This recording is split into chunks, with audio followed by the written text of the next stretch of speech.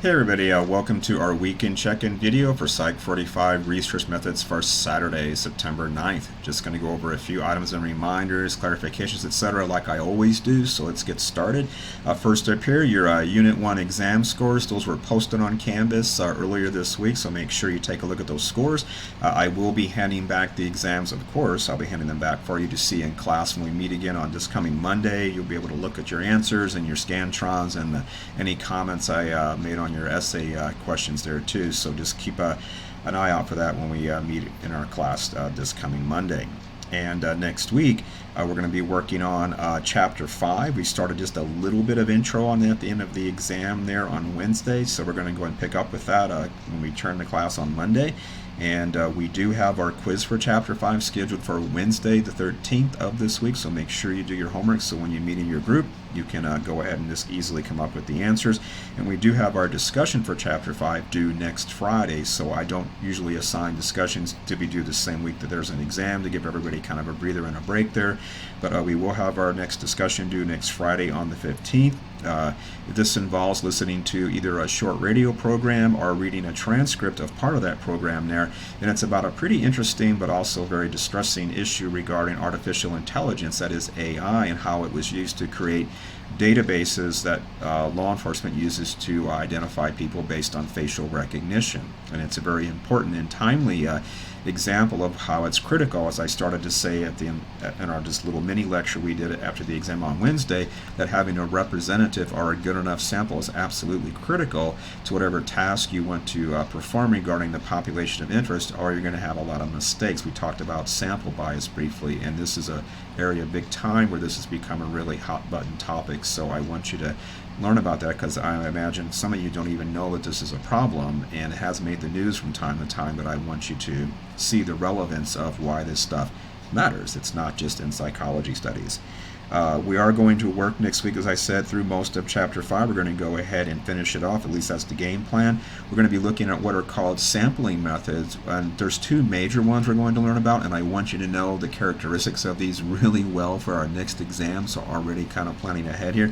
We're going to be examining what are called probability sampling methods and non-probability sampling methods, so make sure you know the characteristics of each. There are three you're going to see in your textbook there, and as you'll hear in the lecture videos that I cover there.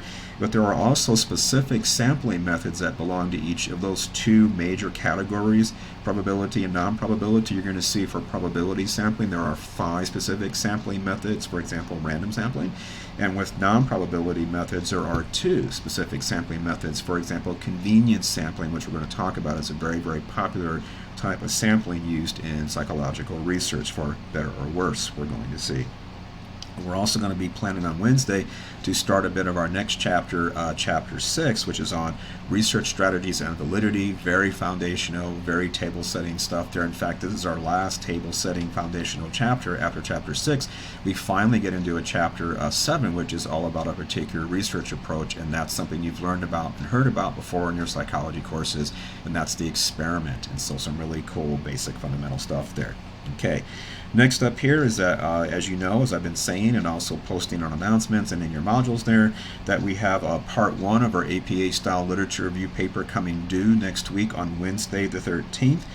You will find a dedicated APA literature review module containing all the instructions you need underneath Unit 5 of our Canvas course material. So scroll down past Unit 1, 2, 3, 4, 5. Underneath Unit 5, you'll see that dedicated APA module. You want to open up the instructions for Component 1.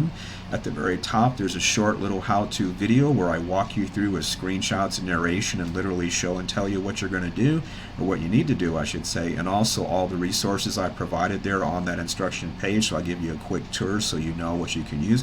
I highly encourage everybody to watch that, because it's about 10 minutes and you'll feel way more comfortable in what you need to do. So it's the kind of stuff I would tell you in class, but I don't like to use class time for stuff I can just put online like this. So please take advantage of the resources and you'll feel a lot more, like less stressed, I should say, about that if you just watch that there. You also find here that there is a dedicated submission area where you're going to upload your assignment there. So it's in that APA module, so you're not going to email anything to me. You're not going to print out anything and bring it to class. It must be uploaded, and by the way, as it says clearly in the instructions and the submission area instructions, it must be in Microsoft Word, so no PDFs, no Google Docs, etc. there. It must be in Microsoft Word. All of you have free access to Microsoft Word. On any Canvas course page, there is an Office 365 link. If you go ahead and click that, you'll see there's an option there for Microsoft Word, so just keep that in mind there. Also, as well, as you'll see in the instructions there, when you take a look at that in the APA module, you must have a topic that's only from the area of social psychology, so nothing about mental illness like schizophrenia or bipolar disorder, nothing about, say, children like memory in human infants, nothing about things like autism or drug use or anything like that. It must be from an area in social psychology. And to kind of kickstart that for you, right below the video I was mentioning at the top of the instructions, there's an embedded file there of topics in social psychology. It's a simple Word file that just laundry lists them out, topics in social psychology, so take a look at that to get some ideas. And also there's a link to a free online social psychology ebook you can take a look at as well, so that'll also give you some ideas. I imagine a lot of you have already had a social psychology course, because I teach that course too, and so you're probably familiar with the territory, but regardless, I've got those two resources for you so you can at least get some ideas. And what you are going to turn in, as you'll see clearly in the instructions, is your topic, again from social psychology, along with a thesis statement. A thesis statement is simply a sentence or two that just tells me how you're going to approach your topic, and I do have examples of thesis statements included there in the instructions, and I also have a completed sample submission. If you scroll down enough, you'll see there's an embedded file that shows you a sample of what you're going to turn in. So topic, thesis statement, and a list of 10 APA style references.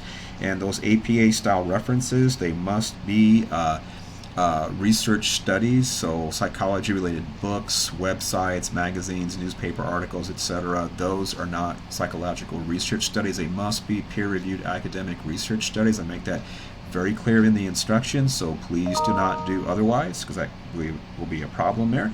Also, to help you out with that there, if you look at the sample, you can see how things have to be formatted in APA style. APA style is its own beast. If you've ever written anything in MLA style, for example, you know there are rules you have to follow regarding formatting of some information. Same thing with APA style. It's not my rules. Everybody has to follow that stuff as far as the formatting. And to help you out with that, I do have a sample so you can at least see what this stuff should look like. And also, I've got links to the the City College Library website, which has a little section there on APA style. And also you have your pocket guide to APA style. If you're not sure how to get to your pocket guide, it comes along with your textbook only as an ebook.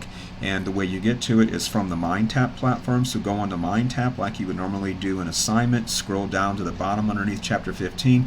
There you'll see a dedicated link to the pocket guide. Just click it and all the chapters open up, because in the instructions I do reference particular chapters or sections of chapters in the instructions, and so that'll direct you to where you need to go so you can see what these references should actually look like. Also as well, I posted an announcement that if you need some extra help getting these 10 academic peer-reviewed research articles, don't forget that if you look lower there on the instructions, you'll see I've got a embedded file there to using a particular database to locate these articles. It's called EBSCO, or Academic Search Complete. It's from our FCC library website. It's a great little database there for all things psychology. It's got a great psychology collection, and what's nifty about it are a couple of things. There's a little box you can check, so it'll only find peer-reviewed research articles for you. I detail all this in that instruction file there towards the lower part of the instructions for part 1 there of the paper, and it also will format your references in APA style. And so it's kind of a nifty feature there too. Again, I detail how to do that in the instruction file, so please do take advantage of that there to help you out.